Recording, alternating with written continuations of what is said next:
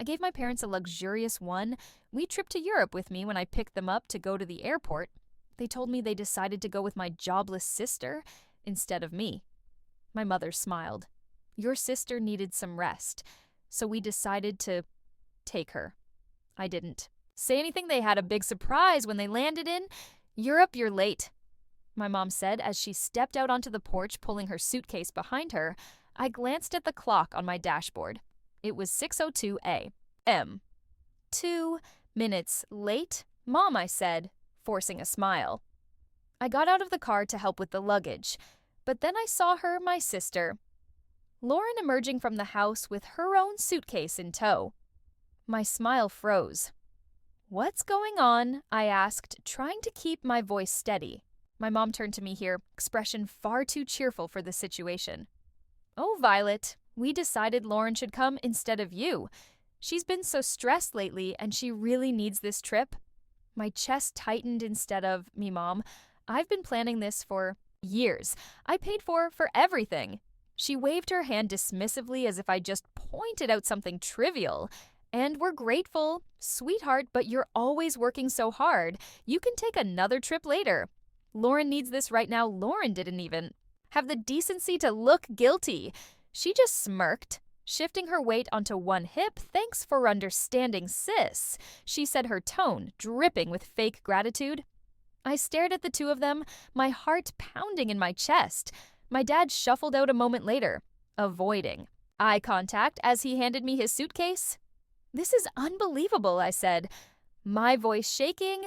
This was supposed to be our trip, something for me to share with you. Well, it still is, my mom said with a smile, just with Lauren instead. Don't make this a big deal. Violet, your sister, really needs a break. My name is Violet, and for the past 2 years, I've been working overtime, saving every spare penny to give my parents a trip they'd never forget. Flights, luxury hotels, guided tours.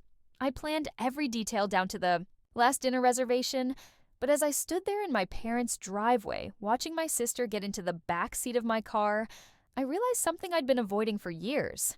It didn't matter how much effort I put in there. Yes, Lauren would always come.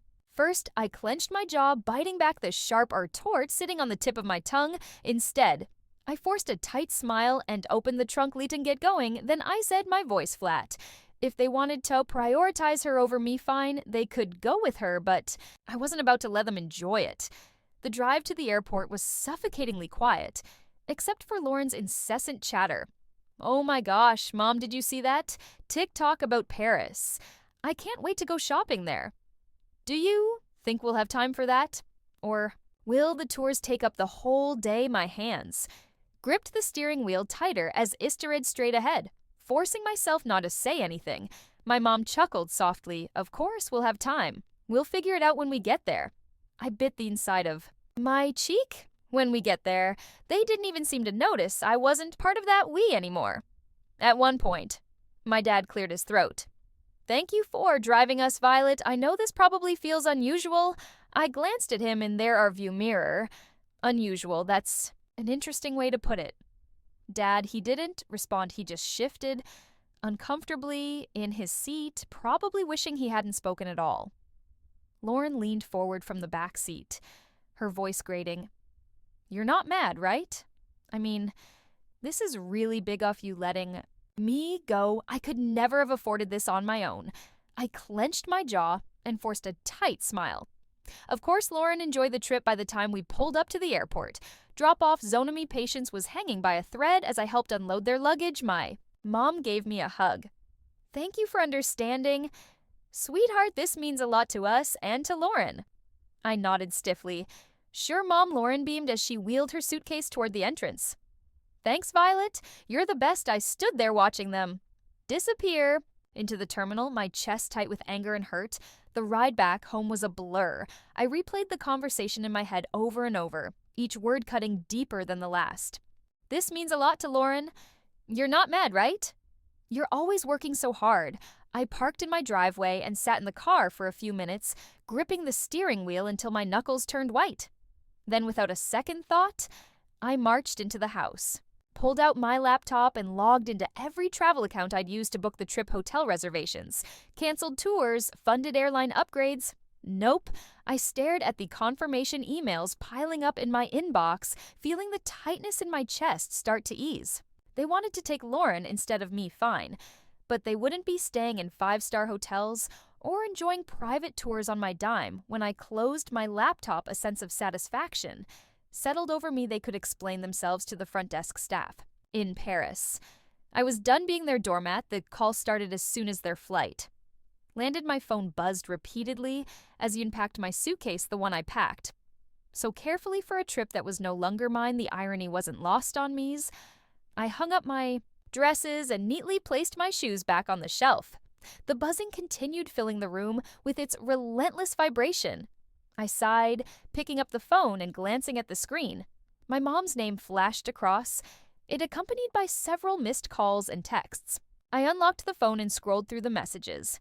Violet, what's going on? The hotel won't let us check in. Their reservation is missing call. Me immediately, Violet, this isn't funny. Fix this. Now a laugh escaped me before I could stop it. Fix this, they. Really? Thought I'd swoop in and save the day. After what they'd done, the phone buzzed again, this time with a call from Lauren. I let it ring out only for her to leave. A voicemail. Violet, this is so petty, she snapped, her voice dripping with entitlement. Weck stuck here because of you. You need to call the hotel and fix it now. I rolled my eyes and deleted the voicemail without listening to the rest. For years, I'd been their fixer, the one who smoothed over every mistake and picked up every slack. Not anymore. Eventually, I decided to answer, if only to stop the barrage of calls. My mom's voice hit me like a tidal wave of anger as soon as I picked up. Violet, what did you do? The hotel says the reservation was canceled and none of the tours are booked anymore. I let her rant for a moment, then calmly replied, I canceled them. There was a long, stunned silence before she hissed, why would you do that? I don't know, I said, my tone laced with sarcasm. Maybe because you decided to take Lauren on my trip? You're lucky I even drove you to the airport. We thought you'd understand. She snapped, understand what I asked, my voice rising. That years of saving and planning didn't matter. Because Lauren needed a break, that my hard work meant nothing to you. Guess what, Mom? I don't understand. And I don't care to. I hung up before she could respond and turned my phone off, tossing it onto the couch. The silence that followed was blissful, and I felt like I could breathe again. If they wanted to prioritize Lauren, fine, but they could figure out the rest of the trip without me. The silence lasted only a day. By the next morning, my phone was buzzing again with calls and messages. At first, I ignored them. I spent the day cleaning the house and catching up on work. But curiosity got the better of me by evening. I opened my phone and braced myself for the storm of texts from my mom, Violet. You've gone too far, your sister is in tears, and your father is furious. We can't get into any of the hotels you booked from Lauren. You're acting like a child. I don't get why you're making this such a big deal. Just fix it already. And finally, from my dad, we need to talk. This isn't right. I set the phone down, shaking my head. For years, I'd been the one to fix things to make sure everyone was comfortable and happy. Now that I'd taken a step back, they didn't know how to handle it. I poured myself a cup of tea and sat down at the kitchen table, letting the anger simmer. How dare they expect me to clean up their mess? How dare they act like I was the one in the wrong? The next call came minutes later, and this time I answered. Violet, my mom barked before I could say a word. This isn't funny anymore. We're stranded. Do you have any idea how embarrassing this is? I took a slow sip of my tea. Embarrassing. You think this is embarrassing? Try saving for years, planning every detail, and then being told you're not even part of the trip. You paid for stop being dramatic. She snapped. Lauren needed this more than you, and now she can figure it out. I said firmly. You made your decision, Mom. You wanted to take Lauren instead of me. Fine, but don't expect me to fund her vacation. We're family, she hissed. We don't do this to each other. I let out a bitter laugh. Funny, I was just thinking the same thing. Lauren's voice came through the background, whining, Mom, just hang up on her. She's being impossible. That was the final straw. Enjoy your trip. I said, my tone icy. Oh, wait, you can't, because it's not your trip. It was mine, and now it's nobody's goodbye. I hung up before she could. responded and turned my phone off again for the rest of the evening. I felt an odd mix of anger and relief anger that they'd put me in this position, but relief that I'd finally stood up for myself. They could call me dramatic all they wanted. For the first time in my life, I wasn't letting them take advantage of me. The next few days were blissfully quiet. With my phone turned off, I finally had space to think clearly, free from the barrage of guilt trips and accusations. I spent my morning sipping coffee, on my back porch enjoying the calm I'd craved for so long. My afternoons were filled with work and catching up on little projects. I'd been putting off things that reminded me how capable I was when I wasn't bogged down by their endless demands. But by the third day, curiosity got the better of me. I turned my phone back on to find over a dozen voicemails waiting for me. The first few were from my mom, growing increasingly hysterical with each one. "Violet, you need to call me back, right? Now this has gone too far. I can't believe you're doing this. You've humiliated us. We're your parents. How could you treat us this way?" Then came Lauren's messages, full of the same entitled tone she'd always used. "This is so petty even for you. You're ruining everything. Just fix it, Violet." And finally, my dad's voice, quieter, but no less pointed. "Violet, I don't understand. What's happened to you? Call us back so we can sort this out." I hesitated before, listening to the final voicemail, a long one from my mom. Her voice was quieter, this time tinged with frustration and exhaustion. "Violet," she began, "we're back at the airport now. The trip is ruined, and I hope you're happy with yourself. Your sister is devastated, and your father and I are well disappointed. Doesn't even begin to cover it. Call us when you're ready to talk." I deleted the voicemails without replying. I wasn't ready to talk, and honestly, I didn't know if I ever would be. This wasn't a one-time mistake. It was the culmination of years of them putting Lauren first and expecting me to accept it with as smile. As the hours passed, I found myself reflecting on all the times I'd been overlooked or dismissed every holiday, where Lauren's whims dictated the plans, every family gathering where my accomplishments were treated as afterthoughts. This trip had been the breaking point, but the cracks had been forming for years. That evening, Grace stopped by unannounced, carrying 2 cups of coffee and an unmistakable look of curiosity. I heard about what happened. She said, setting the coffee on the table, "Your mom called me yesterday, of course." My mom had always been good at recruiting allies when she wanted to, guilt me into compliance, and I asked. Taking a sip, Grace shrugged, a sly smile creeping across her face. "I told her you were probably busy and would get back to her when you were ready." I laughed, shaking my head. "You're the best. No, you're the best," she said, her tone suddenly serious, "because you finally stood up for yourself. I know how hard that is. Violet, don't let them drag you back." Down her words stuck with me long after she left. Grace was right. I'd spent too long bending over backward to please people who never seemed to care about my faults. It was time to break that cycle once and for all. By the time the weekend rolled around, I felt a strange sense of clarity. The anger was still there, simmering under the surface. But it was joined by something I hadn't felt in years: freedom. Freedom from their endless expectations. Freedom from being the family's fixer. Freedom to finally live on my own terms. But as expected, the silence didn't last. It was Sunday afternoon when I finally got a call that I decided to answer this time. It was my dad, Violet. He began, his voice heavy with weariness.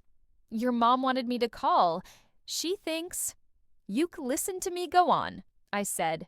Leaning back in my chair, he let out a sigh. "Look, this has all gotten out of hand. Your mom's upset, Lauren's furious. And well, it's just a mess. But you're better than this." I stiffened his word, signaling a fresh wave of anger.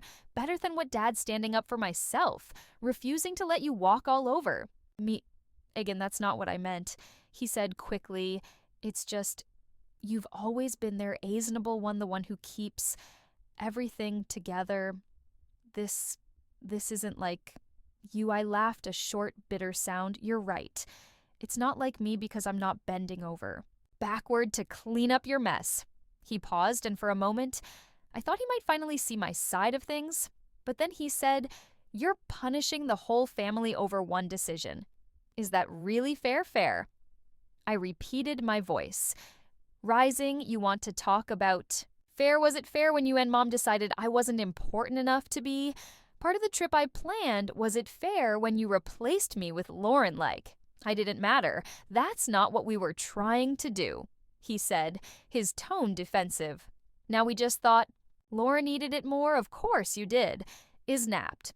You always think she needs more attention, more support, more of everything. And I'm always the one expected to sacrifice for her. Not anymore. The silence on the other end of the line was deafening. Finally, he said, I don't know what you want me to say. I don't need you to say anything, I replied, my voice steady.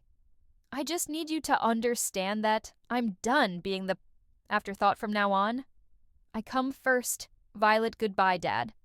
I ended the call and set the phone down, my hands trembling. For the rest of the day, I let myself feel everything: anger, sadness, relief. It wasn't easy, but it felt like the start of something new. I wasn't the family's fixer anymore, and I wasn't going to be they could figure out how to clean up their own messes. When my parents and Lauren finally returned, I was waiting for them at their house. I'd parked in their driveway, sipping coffee and feeling surprisingly calm as I watched their taxi pull up as they stepped out, dragging their suitcases behind them. Their faces were a mix of exhaustion and irritation. Lauren was the first to speak. Well, I hope you're happy, Violet. I raised an eyebrow, staying seated on the porch swing. Happy about what our trip was? A disaster, my mom snapped, waving her hand as if to brush the whole thing away. We spent the entire week staying in dingy hotels and eating terrible food because we couldn't afford anything decent. And don't get me started on the tours. Lauren chimed in, crossing her arms. Oh, wait there. Weren't any? Do you know how embarrassing it was to show up and be told there was no reservation? I took another sip of coffee, letting their complaints wash over me. Sound SS, rough, I said, finally, my voice calm. But you wanted to take Lauren. Remember, I'm sure you all had some great bonding time. That's not the point. My mom shot back her voice. Rising, you knew we couldn't. After all the things you'd planned, you set us up to fail. And I stood up, setting my mug down on the small table next to him. No, Mom, I didn't set you up for anything. I planned a trip for the three of us. Something special I'd been saving for years. You're the ones who decided to cut me out at the last second. My dad finally spoke up his tone. Quieter, but no less accusatory. You didn't have to cancel everything, Violet. That was extreme. Was it? I asked, folding my arms. Why should I have paid for a trip I wasn't even invited to? If Lauren needed it so badly, you should have planned it yourselves. You are lucky that I didn't cancel their turn flight. Lauren rolled her eyes. You're so dramatic. It's just money, Violet, and you're so entitled. I shot back my patience, finally snapping.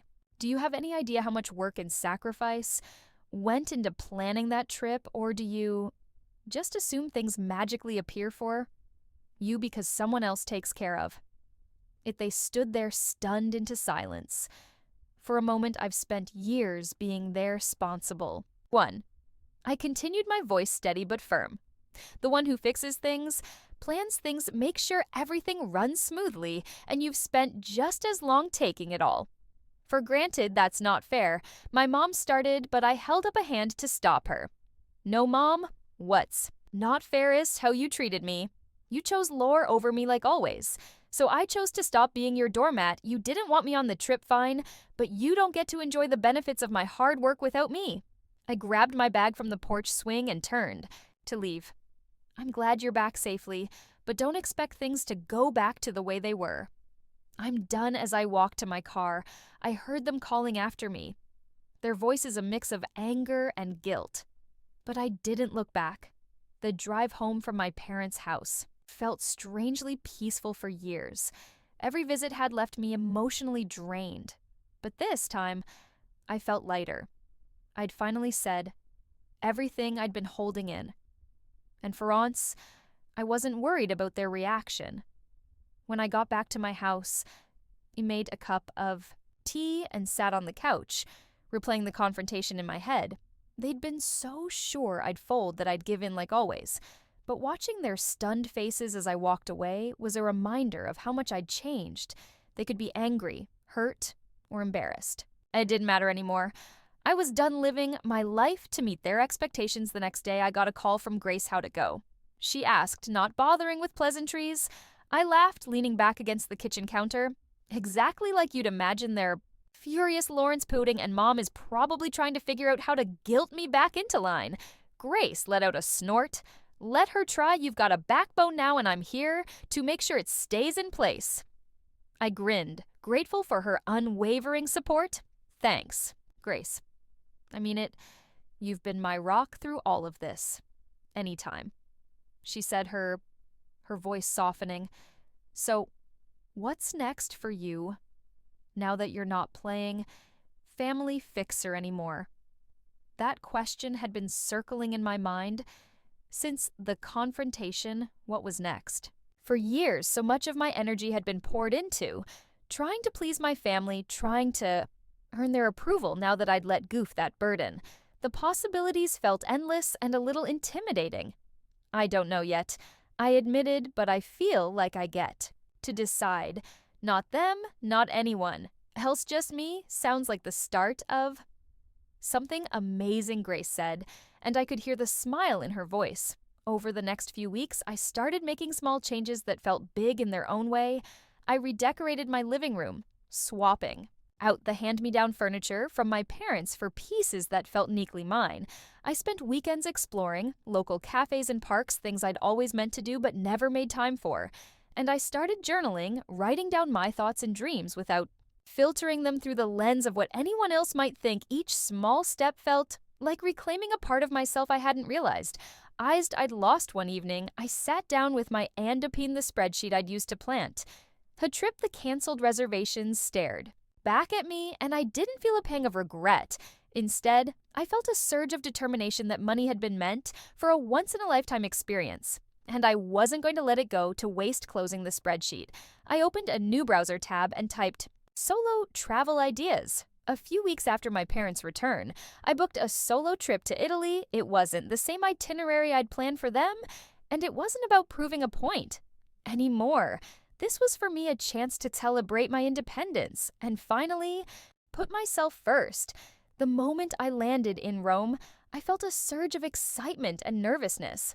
I'd never traveled alone before, but as I stepped out of the airport and into the bustling city, I knew I'd made the right decision. I spent my days wandering cobblestone streets, marveling at ancient ruins and indulging in meals at charming little cafes. There was no schedule, no one else to consider. Just me and the freedom to do exactly what I wanted one afternoon while sitting on the Spanish steps with a gelato in hand. I pulled out the journal I'd brought with me for years. I'd written about what I wanted to achieve, but those dreams were always wrapped up in making someone else happy now. As I wrote, the focus shifted. Learn a new language, start a small business. Travel to at least 5 more countries. The list grew, each goal a reflection of the life I wanted to create. Not the one I'd been expected to live on my last night in Florence. I had dinner at a small family-run restaurant overlooking the Arno Riveras. I watched the sunset paint the sky in hues of orange and pink. I felt a deep sense of peace. This trip had been more than just a vacation. It was a turning point. I'd spent so much of my life trying to earn my family's approval. But they're thousands of miles away. I realized something important. I didn't need it. I was enough just as I was. When I returned home, my parents tried to reach out again, this time with softer tones and carefully worded messages. Hope you had Anis trip. One text from my Mamar Mabui. Can all talk soon? I stared at the message for a moment before setting my phone down. I wasn't ready to reply. And that was okay this time. It would be on my terms as I unpacked my suitcase and placed souvenirs on my shelves. I felt a sense of pride a week. After returning from my trip, I received a call from my mom. This time, I answered. Hi, Violet, she began, her tone unusually soft. How was your trip? It was amazing, I replied, keeping my voice neutral. That's good to hear, she said, pausing as if searching for the right words. We've been thinking a lot about what happened. Maybe we handled things poorly. The admission surprised me, but I wasn't ready to let her off the hook just yet. Poorly, you placed me on a trip I planned and paid for without even asking. Poorly is an understatement.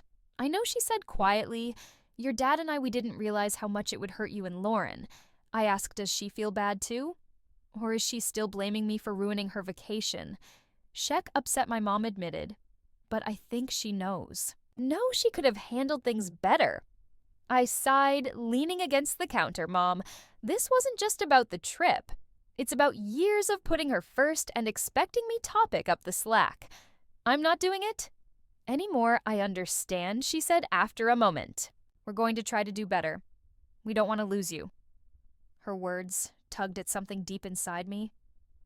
But I'd learned enough not to let guilt dictate my choices. I'm glad to hear that, I said. But it's going to take more than words to fix this. I need to see real effort, not just apologies. She promised WEC give you the space you need, but I hope you'll let us back in someday after the call. I felt a mix of emotions, relief that they were finally acknowledging their behavior, and skepticism about whether they'd actually change. But as I sat down with my journal that evening, I realized something important. Whether or not they changed wasn't my responsibility. Over the following months, I kept my boundaries firm. I responded to their calls and texts when I felt like it, but I didn't go out of my way to fix things or smooth over conflicts. Instead, I focused on building the life I wanted. I signed up for a photography class, something I'd always dreamed of doing but never had the time or energy for. I joined a local hiking group and even started planning my next solo trip. Each step I took felt like reclaiming another part of myself. One day, as I sat on my porch watching the sunset, I realized how far I'd come. I wasn't the person who bent over backward for people who didn't appreciate me. I was someone who valued herself, who set boundaries, and who wasn't afraid to stand up for what she deserved. I felt truly free.